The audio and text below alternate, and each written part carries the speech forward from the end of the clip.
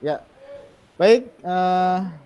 Selamat siang. Assalamualaikum warahmatullahi wabarakatuh. Eh, Selamat siang Mas Hendy. Selamat siang Pak Rian Tirta. Senang sekali. Selamat siang.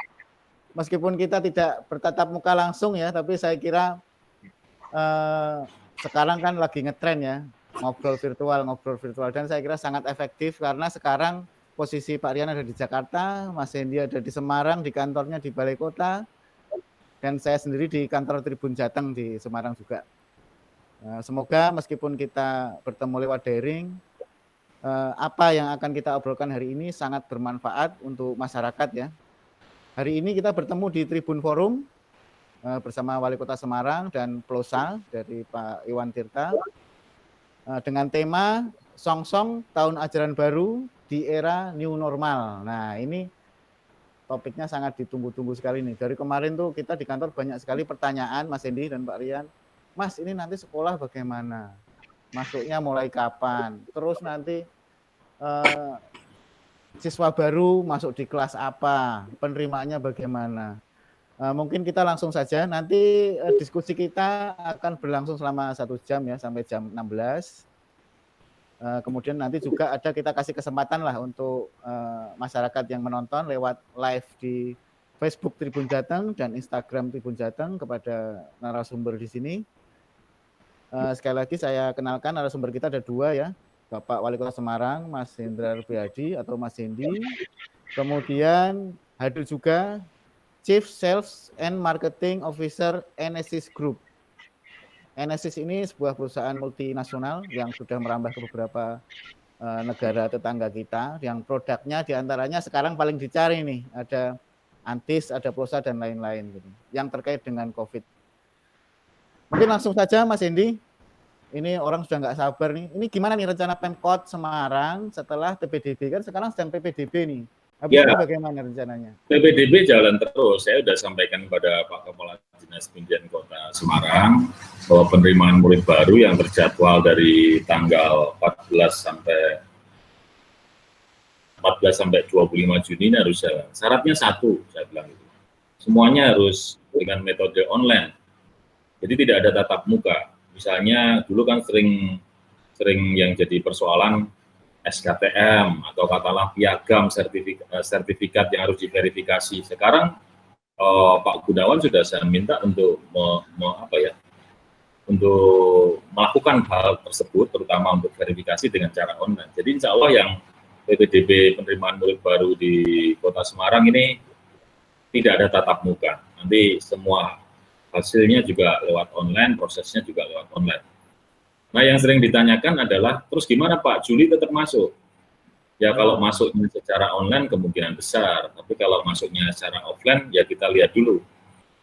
Kemarin itu saya dengerin ada hasil webinarnya Pak Nadiem, yang mungkin juga akan segera diturunkan dalam sebuah peraturan menteri, yang saya sangat setuju sekali. Jadi sekolah yang nanti mau melakukan tatap muka atau offline itu harus melewati 4 tahapan. Tahapan pertama harus masuk wilayah zona hijau. Contoh di Semarang, dari 16 kecamatan, yang zona hijau hanya 1 Mas, di Kecamatan Mijen. Oh, jadi itu sebenarnya per kecamatan ya Mas ya? Ya. Okay. Kalau kita breakdown ke kecamatan kan bisa juga. Okay. Misalnya sekolah di Mijen, dia kemudian mengatakan, saya siapa? Saya sudah zona hijau. Oke, maka sekolah tersebut harus mendapatkan izin dari kepala daerah atau ketua gugus tugas. Misalnya dalam hal ini saya selaku kepala daerah mengatakan, oke, saya izinkan, berarti tahapan kedua lolos. Pada saat tahapan kedua lolos, dia harus masuk tahapan ketiga, yaitu sekolah tersebut harus mampu memenuhi syarat-syarat SOP kesehatan. Misalnya ada wastafelnya jumlahnya berapa, kemudian ada meja yang dibuat sekat, adik-adik kita ada jaga jarak dan seterusnya. Misalnya kemudian kita cek secara syarat mereka memenuhi, mereka masuk ke tahapan keempat. Apa itu? Izin dari orang tua siswa. Nah, kalau keempatnya itu kemudian bisa dilewatin, sekolah tersebut bisa lakukan offline. Tapi kalau apabila salah satu kemudian mengatakan tidak bisa, maka sekolah tersebut rekomendasinya adalah daring atau lewat online. Jadi sampai dengan kondisi hari ini, Saya masih selalu menjawab begitu, artinya belum tentu ada offline di bulan Juli, tapi kita kan punya waktu nih, Juni menuju Juli. Kalau kemudian semuanya sudah zona hijau di Semarang, maka tahapan itu akan dilakukan. Nah, berarti bisa saya simpulkan ternyata cukup sulit ya untuk Ya, bisa masih sekolah. sangat rumit untuk bisa melakukan pendidikan dengan cara offline di Kota Semarang khususnya karena tahapan-tahapan itu sangat rigid. Ya, dan ternyata kalau saya dengar tadi yang terakhir kuncinya adalah izin dari orang tua ya Mas ya. Ya, tahapan Ini keempat. Nah, ini mungkin masuknya juga orang tua juga punya tanggung jawab seandainya si anak ini nanti masuk kira-kira.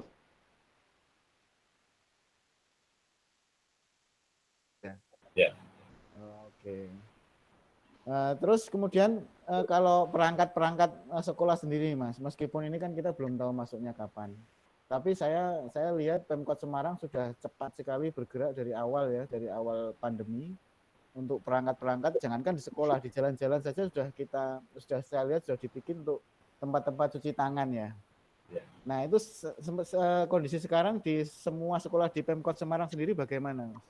Menghadapi Ini saya tak menyapa dulu Mas Rian Tirta ya, salah satu narasumber kita. Terima kasih Mas. Ini produknya hari ini di Semarang sangat membantu, yaitu Antis salah satunya ya. Nah, kalau persyaratan tentang SOP kesehatan di sekolah, kemarin di bulan Maret kita sudah berlakukan seperti itu. Termasuk pada saat sekolah ini diliburkan, saya masih meminta para guru yang ada di sekolah negeri pemerintah Kota Semarang, baik TK, SD maupun SMP, mereka tetap masuk. Mereka mengajarkan metode daring dari sekolah. Artinya sekolah itu secara kemampuan untuk bisa melakukan kegiatan online itu kan cukup. Ya, ya. Baik di hotspotnya, kemudian kuota bandwidth-nya, kemudian juga hal-hal yang lainnya. Selain itu, para guru ini juga kita kasih kewajiban. Selama mereka masuk, mereka memastikan daerahnya steril. Ada penyemprotan, kemudian ada penambahan wastafel ini. Nanti kalau semuanya sudah mulai diterapkan untuk offline, maka kita harus bisa menghitung siswa tersebut. Oke. Sekolah tersebut misalnya siswanya 500, ya wastafelnya nggak boleh 2 apa 3. Wastafelnya paling tidak perbandingannya 1 dibanding 10 siswa. Jadi kalau ada 500 siswa ya paling nggak punya wastafel 30 sampai 50, baru SOP-nya bisa memenuhi syarat. Atau kemudian metode yang kemarin disampaikan Pak Kepala Dinas, gini Pak, nanti setiap meja kita kasih mika Pak, sekat, supaya satu dengan yang lain kalau berbicara ada jaraknya, itu juga bisa. Atau metode-metode yang lain, gini aja Pak, yang SMP Pak, yang masuk kelas 3, yang kelas 1 sama kelas 2, masuknya hanya seminggu 2 kali, ya itu juga bisa. Dengan demikian, jaraknya kan bisa dipenuhi. Hanya yang kami ambil keputusan adalah mengikuti apa yang kemarin menjadikan rujukan dari Pak Menteri Pendidikan melewati 4 tahapan di depan tadi. Iya. Itu saya kira juga nanti harus ada dituangkan di keputusan resmi ya Mas ya untuk dari Pak Menteri tadi ya. Ya. Baik, Mas Rian, saya panggilnya Mas aja ya, masih seumuran nih. Gak apa-apa. Saya soalnya biasa manggil Mas ini juga Mas ya kalau di Semarang sini. Oh, iya. Di Jakarta cerah ya hari ini ya, cuacanya ya Mas kelihatan. Kalau saya ingin tanya nih, ini memang unik ya Plosa dan Enesis ini karena produknya ya tanda kutip ini dapat berkah dari pandemi nih tanda kutip ya. Karena banyak dicari orang. Ini dari perkembangan bisnis sendiri gimana Mas? Terus melihat Semarang ini seperti apa gitu? Terima kasih atas pertanyaannya Mas Erwin. Selamat sore Pak Hedi. Ya, kita sendiri dari Enesis memang melihat ada beberapa atau cukup banyak produk kita yang lumayan dicari sama masyarakat Indonesia ya selama pandemi ini. Dan tapi yang paling penting menurut kita adalah kita bisa mendistribusikan atau menyalurkan atau mengkomunikasikan produk tersebut sehingga bisa bermanfaat bagi masyarakat Indonesia. Ini yang bergabung dengan kita sudah cukup banyak ini Mas, banyak juga pertanyaan yang sudah mulai muncul. Mas ini udah ada yang nanya nih dari pemirsa di rumah. Jadi dia gini, Pak, kalau anak SD, SMP mungkin oke lah susah diatur. Tapi kalau anak-anak kuliah kan mereka udah tahu protokol kesehatan nih. Gimana kalau diizinkan kuliah offline? Karena bayarnya kan mahal gitu. Gimana Mas ini? Ya, yang diatur di dalam atau yang disampaikan Pak Menteri kemarin untuk memang sekolah pendidikan dasar dan menengah. Artinya pengaturannya ada di wilayah SD, SMP maupun SMA. Dan kami sendiri pemerintah Kota Semarang kan hari ini diberi kewenangannya hanya pada tingkatan SMP, SD, dan juga TK. Jadi saya rasa kalau di perkuliahan kita juga menunggu kewenangan Kopertis. Kalau mereka Kopertis mengatakan siap untuk dilaksanakan offline, kami juga siap. Hanya kemarin kita sempat berdiskusi dengan beberapa rektor, misalnya hari ini kan sudah mulai ada yang dilakukan wisuda, Ya. masih menyarankan wisudanya dilakukan secara daring, online. Akhirnya beberapa perguruan tinggi wisudanya daring. Penjelasan saya singkat sederhana saja. Pak Rektor, itu kalau dilakukan wisuda, kalau hanya anaknya sih oke, Pak. Tapi kalau wisuda biasanya kan mereka mengajak orang tuanya, ke kampung, mengajak pacarnya, itu yang kalau orang Semarang tidak apa-apa. Tapi kalau mereka tinggalnya dari luar Semarang, misalnya di daerah zona merah, maka akan menjadi tingkat kesulitan sendiri. Oh oke, Pak Endi akan saya lakukan.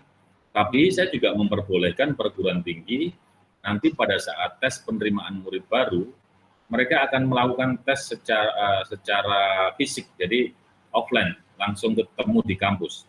Pertimbangan penjelasan Pak Rektor juga masuk akal. Kalau nanti penerimaan mahasiswa baru dilakukan secara online, nanti yang ngerjain joki semua nanti Pak Wali. Ya, kalau begitu boleh Pak Rektor, asalkan SOP kesehatan dilakukan. Misalnya gedungnya rektorat kapasitas 1.000, ya nanti yang boleh masuk maksimal 500 orang. Jangan lupa antriannya juga diatur. Jangan lupa nanti kalau mau masuk dikasih antis supaya tangannya bersih. Ya, gitu kan Mas Rian. Ini udah tak bantu promo loh. Lupa pas mereka berkerumun pakai masker dan seterusnya. Jadi ada hal-hal yang nanti kita pasti kasih privilege pada saat kondisinya tidak memungkinkan, dan itu harus seizin dengan gugus tugas atau kepala daerah setempat. Ya benar juga Mas, kalau offline aja ada joki, kalau online yang ikut joki semua. Tapi memang ini ya semuanya pasti pandemi ini kan baru pertama kali, jadi kita semuanya masih cari-cari format yang bagaimana gitu ya Mas ya. Ini juga ada nih, Pak saya guru swasta nih. Nah, ini apakah aturannya nanti akan semua digeneralisir sama dengan pemerintah, dengan negeri gitu, karena banyak sekali sekolah-sekolah swasta yang sekarang juga mulai kesulitan juga Mas, apalagi soal pendanaan gitu. Bagaimana Mas ini? Loh, apakah selama masa COVID ini kemudian adik-adik kita yang sekolah di swasta nggak bayar SPP? Jadi ya mestinya pendanaannya nggak perlu khawatir gitu. Nah kalau misalnya guru tadi sekolah di SD, SMP, maka kemungkinan besar pemberlakuannya sama meskipun itu sekolah swasta. Harus melewati 4 tahapan tersebut. Itu berlaku. Kalau memang dia ada di zona hijau boleh. Kalau saya harus ngasih izin boleh. Tapi jangan lupa sekolahnya juga harus memenuhi persyaratan SOP kesehatan. Dan yang paling penting adalah orang tua para siswa Anda juga harus setuju. Karena kalau orang tua siswa Anda nggak setuju, ini bisa jadi persoalan. Tiba-tiba di sekolah Anda ada anak-anak yang kemudian adik-adik kita yang terkena COVID, wah mereka bisa marah besar, mereka bisa dan tidak percaya sama lembaga pendidikan panjenengan. Jadi tahapan itu harus kita lakukan. Ya betul Mas, karena ada yang orang tua juga yang tanya, nanti kalau di sekolah kena siapa nih yang nanggung kan gitu kan Mas? Iya. Makanya harus ada izin dari orang tua. Gitu. Kalau Mas Rian sendiri kebetulan anaknya juga sekolah ya. Kalau suara sebagai orang tua ini gimana sih Mas sebenarnya Mas? Ada khawatir enggak sih kalau masuk? Iya pasti ya. Apalagi saya kan punya anak 2. Jadi yang satu itu baru mau masuk SMA, yang satu masih SMP kelas 1 ya. Nah ini terutama yang kecil ini pasti banyak juga orang tua yang seperti saya mempunyai anak yang melihat anaknya, wah ini kalau sudah masuk lagi biasanya anaknya ini nggak mau diatur ini. Nggak mau ngikutin peraturan gitu. Apalagi kalau sudah asik dengan teman-temannya ya. Nah ini kalau memang sudah beranjak dewasa, sudah kuliah itu memang ya sudah lebih bisa menurutin peraturan ya. Tapi kalau masih misalnya SD atau baru satu SMP, memang ada sih kekhawatiran seperti itu yang memang di-sharing di kita yang orang tua murid ya. Jadi karena itu memang kita minta secara spesifik kepada sekolah untuk benar-benar strict untuk menerapkan protokol kesehatan kapanpun itu nanti sekolah akan dimulai lagi. Iya, jadi meskipun kita kalau orang tua kan nganggap ya pendidikan penting ya, tapi kesehatan kan tetap nomor satu gitu ya. Benar. Kesehatan nomor satu Ya. memang itu. Ini ada. Walaupun kita orang tua juga di rumah pusing juga ya kalau anaknya itu sekolah daring terus ya, karena ini terutama maminya ini pusing ngerjain, jadi kayak guru gitu. Dia bilang, wah saya belum pernah ya menghargai jasa-jasa guru selama ini karena sekarang saya tahu betapa susahnya jadi guru ya. Jadi benar-benar kita juga stres di rumah itu sebagai orang tua. Iya, pasti jadi sering berantem nanti sama anaknya. Iya. Kalau Mas Hendy juga gitu ya Mas, di rumah semua ya anak-anak ya Mas sekarang ya Mas ya? Di rumah semua, ya anak saya kan yang sekolah sekarang 2 itu ada yang kuliah sama yang di SMA, yang satu udah kerja. Jadi mereka sekarang 3-3-nya ada di rumah dan kadang-kadang juga kalau pas sore pamit keluar saya bilang hati-hati jalan karena katanya bosen Pak di rumah terus. Iya. Mama ngomel terus kata itu. Ini ada pertanyaan lagi nih Mas, menarik Mas, ya dari orang tua wali juga. Jadi gini, dia bilang, oke lah kita sekarang online, cuman kadang-kadang untuk sekolah online itu kan kita butuh sarana ya, diantaranya koneksi internet sama gadget yang mumpuni lah. Sementara masyarakat ini kan tidak sama ya kemampuannya. Nah ini kira-kira ada solusi gimana ya Mas ya untuk koneksi internet dan gadget? Ya kan selama ini kan sudah berjalan ya dari mulai bulan Maret ya sistem pendidikan dengan cara daring dan kendala-kendalanya kan selalu bisa didiskusikan. Kemarin ada pos yang katanya bisa untuk diarahkan untuk kuota atau mungkin di sekolah-sekolah negeri di Kota Semarang ini juga sudah terpasang spot-spot wifi, artinya kendalanya itu sudah satu persatu terpecahkan. Kalau persoalan gadget buat masing-masing siswa, nah itu kembali kepada sebuah komitmen untuk bisa memulai pendidikan dengan cara online atau daring. Ini mau nggak mau harus seperti itu. Selain karena COVID, di sistem pola pendidikan yang waktu itu di awal Pak Nadiem menyampaikan, Pak Nadiem akan menggeser atau merubah model perkuliahan maupun pola pendidikan dasar dan menengah dengan cara online, secara bertahap. Nggak taunya ada COVID, ini udah nggak pakai bertahap lagi, tapi udah dipaksa seperti itu. Nah tinggal kita mengikuti saja, supaya cara-cara online itu yang nantinya ini pasti kompetisi dengan dunia luar. Ini juga bisa gitu kita ikuti. Persoalan nanti yang masih ada kurang-kurang bisa didiskusikan sama sekolah. Pasti ada solusi-solusi yang bisa diberikan. Misalnya contoh, ada diskusi saya waktu itu dengan salah satu kepala sekolah dan guru, apabila siswanya kemudian diketahui tidak punya gadget, mereka kemudian bisa secara bersama-sama dengan salah satu temannya untuk mendapatkan materi-materi dari guru tersebut. Jadi intinya nggak ada persoalan yang nggak bisa diselesaikan sepanjang kita berkomunikasi dengan baik. Ya, tadi saya garis bawahi ada yang menarik Mas tadi, dana BOS untuk kuota. Ya. Itu menarik Mas, karena kalau lihat dari empat kondisi tadi yang disarankan oleh Pak Menteri, kok saya khawatirnya ini akan masih lama ini kalau isinya harus hijau semua, harus. Nah ini kalau dana BOS untuk kuota itu nanti teknisnya seperti apa Mas? Kira-kira kita.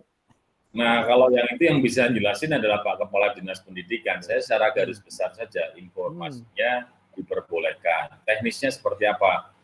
Nanti Mas Erwin mengundang Pak Kepala Dinas Pendidikan sama Pak Rian Tirta di dalam materi yang lain. Itu menarik juga. Ini ada juga yang tanya, tadi masih nyambung yang sekolah swasta. Mas, ini kalau sekolah libur, operasional kan sekolah banyak berkurang ya. Ya, Nah, ada kemungkinan nggak misalnya pembayarannya diberi keringanan gitu. Untuk kalau sekolah negeri mungkin kita sudah nggak ada masalah ya, ya, sudah ya. free gitu ya. Nah sekarang yang dipertanyakan kan orang tua yang sekolah di swasta, yang tadinya misalnya ada di Semarang ini kan kalau swasta yang elit bisa sampai 1 juta ke atas Mas itu sebulannya itu. Nah Ya. dengan sama sekali tidak ke sekolah, kira-kira ini apakah kemungkinan bisa ada keringanan misalnya seperti itu? Ya, satu itu bisa dikomunikasikan dengan pihak sekolah swasta atau yayasannya, artinya kemungkinan bisa. Yang kedua, ada juga metode beasiswa yang di pemerintah Kota Semarang bisa berikan untuk warga miskin atau warga tidak atau warga anak yang berprestasi. Tapi selain itu, kita kemarin dapat kuota juga dari teman-teman DPR RI lewat programnya Pak Menteri Pendidikan. Semarang itu dapat kuota hampir 30.000 untuk beasiswa anak-anak yang masuk kategori sekolah di Semarang. Nilainya sampai berapa ya, 750.000 atau berapa itu. Nah, itu yang perlu kita gulirkan. Yang penting adalah informasi-informasi seperti beasiswa ini harus dioptimalkan dengan baik. Betul Mas. Jadi Bapak Ibu mungkin bisa memulai berkomunikasi dengan Dinas Pendidikan Kota Semarang untuk masalah beasiswa, untuk kemudian bisa mendapatkan dari kuota dari pemerintah kota ataupun kuota dari Kementerian Pendidikan lewat Kartu Indonesia Pintar tersebut. Ini untuk level semua jenjang ya Mas ya, beasiswa ini? Semua jenjang, ya. Mulai dari SD, SMP, SMA, sampai kuliah ya? Kalau kuliah kan sudah ada bidik misi juga ya selama ini ya. Mungkin dengan adanya ini bisa cukup membantu ya. Saya kira bagus juga nih. Kalau sekarang saya beralih ke Mas Rian lagi nih terkait dengan kondisi bisnis ya. Kalau dari Plosa sendiri dan Enisis ini melihat Kota Semarang ini dibandingkan dengan kota-kota lain ini prospeknya seperti apa sih Mas? Kalau dilihat dari Jakarta? Ya, kalau kita melihat prospek ya sebenarnya kita melihat market di Semarang dan sekitarnya ini sebagai market yang unik karena diapit oleh market yang besar yaitu Jawa Barat dan ya, tentu saja Jakarta dan juga dengan Jawa Timur ya. Nah, kalau di masa-masa lalu di Semarang atau di Jawa Tengah itu memang mungkin marketnya belum sebesar di kayak yang kita lihat dalam tren dalam beberapa tahun ini Semarang sudah tumbuh menjadi market yang cukup bersaing ya dari secara ukuran, dari secara size dibandingkan dengan tetangganya yaitu Jawa Barat dan Jawa Timur. Jadi itu yang kita lihat banyak sekali development yang terjadi di Kota Semarang dan sekitarnya, pertumbuhan ekonomi baik itu di kita bilangnya kalau dari secara market adalah modern market ya, seperti supermarket dan lain sebagainya, mall gitu.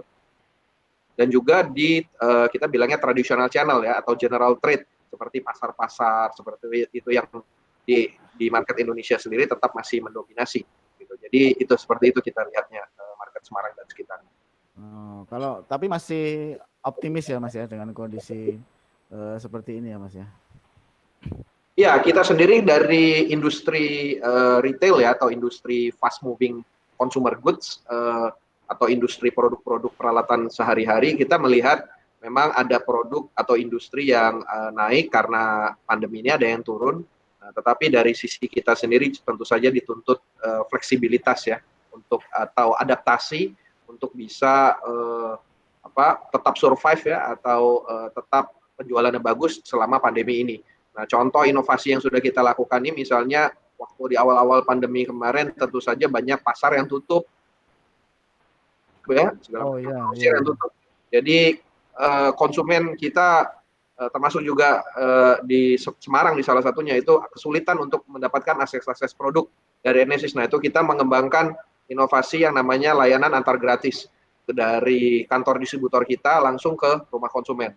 Jadi yang masyarakat cuma tinggal WA aja, terus untuk minimum pembelian tertentu itu kita antar secara gratis untuk di dalam kota. Nah, itu sudah terjadi juga di banyak kota besar Indonesia selama kurang lebih 2 bulan terakhir, termasuk juga di Semarang dan hasilnya lumayan menggembirakan ya karena memang bukan cuma kalau pasarnya tutup ya, even kalau pasarnya buka atau tokonya buka kan kadang-kadang masyarakat takut ya untuk datang ke sana, wah nanti bisa terjangkit apa segala macam, mendingan di rumah aja deh gitu. Jadi tinggal WA aja terus diantar barang. Oh bisa gitu ya. Mas Indi, ini ada lagi yang nanya lagi, Pak, kalau offline, maksudnya online ya, nanti masih berlangsung online, itu nanti kira-kira ada pengaruh nggak ke kurikulum nih, ke kurikulum sekolah? Karena selama ini kurikulum kita memang dirancang semuanya offline, berbasis offline itu. Dengan adanya perubahan dari offline ke online ini kira-kira ada perubahan pola pelajarannya enggak? Ya sampai sejauh ini kita belum mendapat informasi tersebut, dan kurikulum itu kan memang kewenangan dari Pak Menteri gitu ya. Jadi artinya sepanjang belum ada perubahan dari pusat ya kita menerapkan metode-metode belajar offline tapi dengan cara online. Dengan cara online. Kalau Mas Hendy sendiri melihat kita otomatis nggak sekolah nih dari Maret ya Mas ya, pertengahan Maret ya, kalau masuk dari Maret sampai sekarang, Mas Hendy melihat bagaimana Mas dampaknya ke siswa ini Mas? Dari sisi apa? Kalau dari sisi pemerintah ini mungkin kebijakan yang kita anggap sejauh ini harus diberlakukan untuk bisa memutus mata rantai COVID-19. Persoalan bahwa enak atau tidak itu misalnya dari sisi anak saya, dia mengatakan sudah cukup lama di rumah Pak, aku bosen Pak, aku pengen sekolah gitu. Ya, kan, tapi kan nggak bisa hanya mewakili 1-2 orang kelompok kemudian kita ngambil keputusan. Maka garis-garis besarnya adalah ya kita harus bersama-sama ini memutus mata rantai. Dan sejauh ini karena dari tingkat pusat pun klunya masih seperti itu, ya kita akan melakukan sampai ada hal-hal yang lebih menggembirakan lagi tentang COVID di Kota Semarang ini. Ya, mungkin juga perlu ada semacam apa ya, panduan untuk kegiatan-kegiatan yang di luar sekolah ya, karena kan untuk tumbuh kembang anak kan tidak hanya di sekolah sebenarnya ya Mas ya. Kita di luar sekolah juga anak-anak itu butuh sosialisasi. Nah, memang itu mungkin perlu dicari formula yang tepat di era new normal nanti, bagaimana anak-anak bisa tetap bersosialisasi tapi dalam koridor kesehatan itu Mas. Gitu ya Mas. Kalau himbauan Mas Hendy mungkin ada himbauan untuk orang tua Mas, untuk orang tua anak-anak yang sekarang di rumah terus ini Mas, gimana Mas? Ya kepada para orang tua ya memang kita ini ada dalam sebuah masa di mana hal-hal yang selama ini boleh dilakukan dengan bebas, dengan mudah, jadi terbatas. Dulu kita boleh kumpul-kumpul, sekarang dibatasi mau kumpul-kumpul. Dulu kita biasa pulang kantor langsung tidur, nggak mandi, sekarang harus jaga kesehatan, harus mandi. Kalau perlu dulu orang mau makan tinggal makan, ya sekarang harus nggak hanya waktu makan saja, tapi setiap saat habis acara kita cuci tangan. Nah, maka kalau kita ingin menjadi generasi yang selamat, ya kuncinya pada disiplin kita sendiri. Tidak hanya untuk diri kita, tapi untuk keluarga kita dan untuk lingkungan kita. Kalau kemudian SOP kesehatan ini menjadi sebuah habit atau kebiasaan yang baru, ikuti saja. Karena nggak mungkin kita melawan seorang diri untuk sebuah persoalan yang sangat besar dan berat ini. Perlu kebersamaan, perlu kekompakan, tapi yakinlah bahwa pemerintah pasti tetap memikirkan panjenengan sekalian untuk bisa segera beraktivitas normal dengan cara yang lebih sehat dan lebih baik. Ya, amin, amin. Nah, ini giliran Pak Rian lagi nih. Mas Rian, jadi gini, kira-kira ada rencana nggak nih? Kan NSIS nih ya, sebuah perusahaan yang kita lihat besar ya. Mungkin ada yang bisa dilakukan nggak dengan kondisi Semarang sekarang? Mungkin apakah semacam CSR atau menyasar jadi Semarang? Ya, terima kasih Mas Erwin. Jadi memang dari bahkan dari sebelum pandemi ini ya, kita sudah banyak bekerja sama dengan baik pemerintah pusat maupun pemerintah daerah. Nah, selama pandemi ini berlangsung, kita sudah banyak juga kerjasama, contohnya dengan Angkasa Pura untuk penyediaan hand sanitizer di airport-airport seperti di Airport Soekarno-Hatta dan yang lain-lain. Kita juga melanjutkan kerjasama dengan tenaga medis ya, yang di rumah sakit rujukan COVID-19 untuk menyediakan bukan hanya bagi pasien positif COVID, tapi juga bagi tenaga medisnya. Karena tenaga medis biar gimana juga tetap merupakan yang harus dilindungi ya, jangan sampai mereka terjangkit juga. Ya. Nah, kemudian kita juga sudah bekerja sama banyak dengan gugus tugas COVID. Minggu lalu kita baru menyalurkan bantuan plosa lagi ke gugus tugas COVID di Jakarta. Juga kerjasama dengan Kemenkes ya, tentu saja dari zaman sebelum COVID banyak sekali partnership yang dilakukan. Nah, termasuk juga sekarang kita siap ya bekerja sama dengan Kementerian Pendidikan kapanpun itu atau persiapan new normal untuk sekolah ya, untuk menyalurkan produk-produk kita dengan objektif siswa-siswa atau adik-adik kita akan terlindungi secara maksimal. Nah, yang terakhir tentu saja kerjasama dengan pemerintah daerah. Nah, jadi kalau boleh Pak Hendy, habis ini nanti kita akan follow up ke tim Pemkot Semarang untuk nanti diskusi bentuk kerjasamanya atau penyaluran bantuannya, baik Antis maupun Plosa gitu Pak Hendy. Ya. Nah, kita tunggu Pak Rian nanti main ke Semarang. Terima kasih. Jadi saya kira baik sekali ya Mas Hendy, mungkin ada himbauan juga untuk pihak swasta ya, karena selama ini kan warga itu tahunya kan pemerintah terus ya Mas ya, pemerintah harus menyediakan itu, sementara anggaran kan sebenarnya terbatas ya. Gimana Mas Hendy?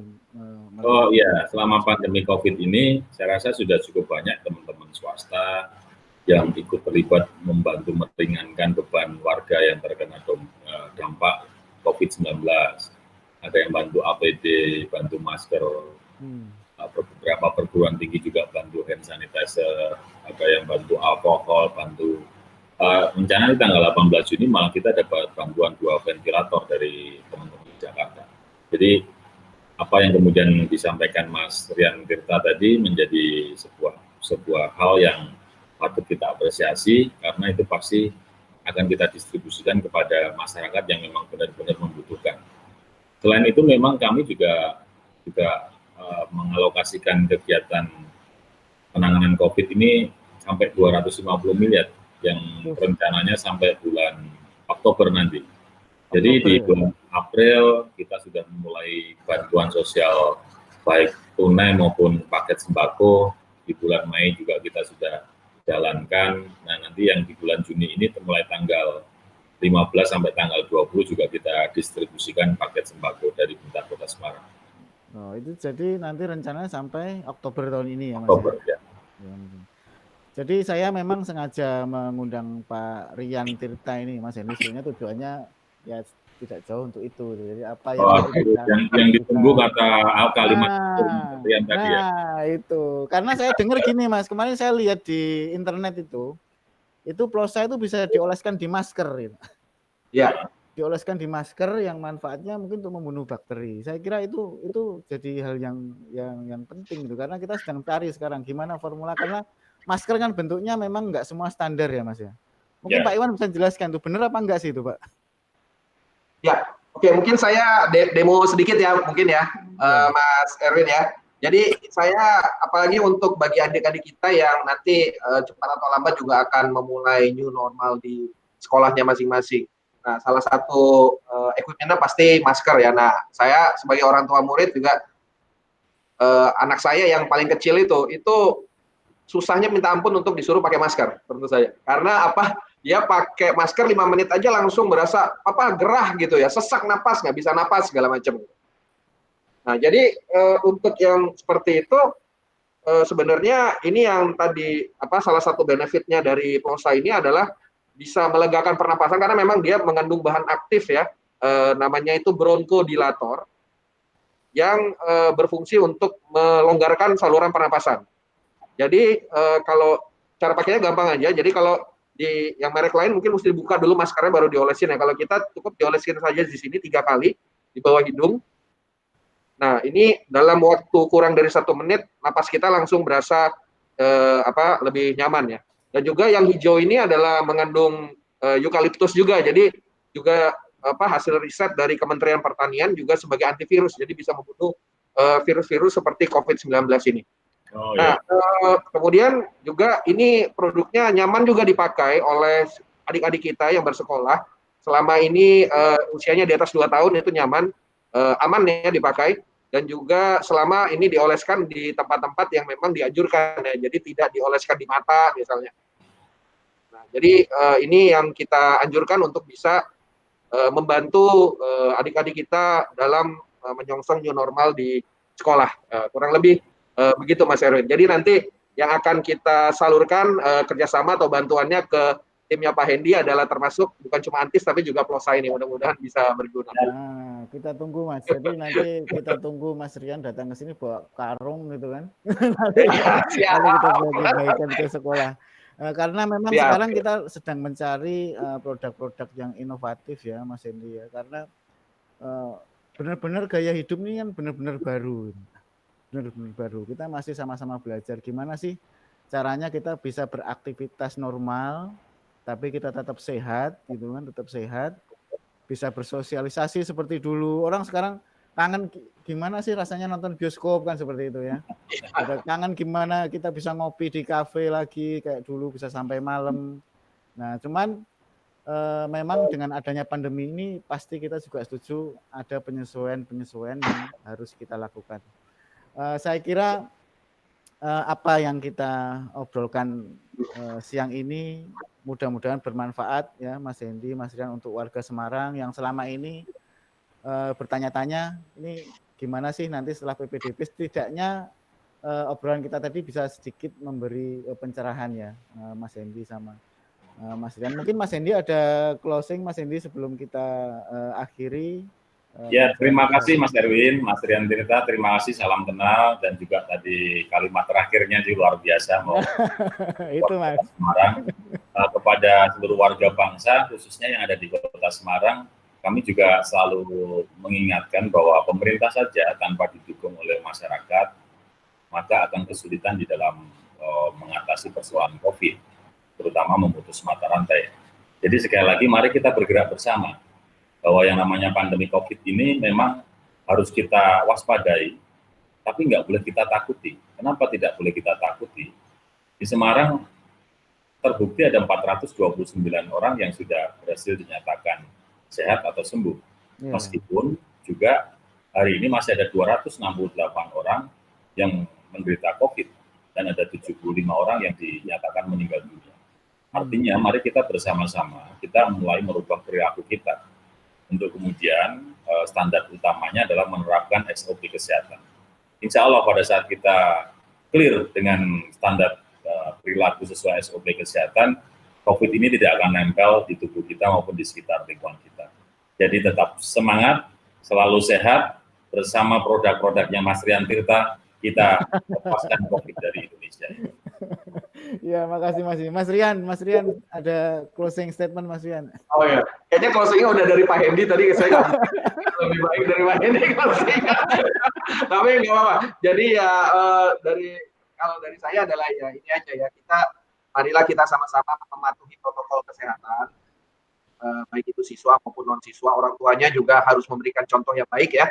Kalau ingin anaknya ikut, maka yang pertama ya orang tua harus memberikan contoh yang baik. Jadi salah satunya pakai masker. Memang tentu saja banyak yang belum terbiasa pakai masker karena kalau bukan tenaga medis ya tentu saja nggak biasa. Jadi artinya ada ketidaknyamanan ya. Tapi memang itu diperlukan dan diharuskan supaya kita bersama-sama ini bisa keluar dari pandemi ini. Nah artinya kalau tidak nyaman pakai masker ya bisa olesin pulsa supaya membantu melegakan pernapasannya supaya tidak sesak napas. Itu aja dari saya. Terima kasih.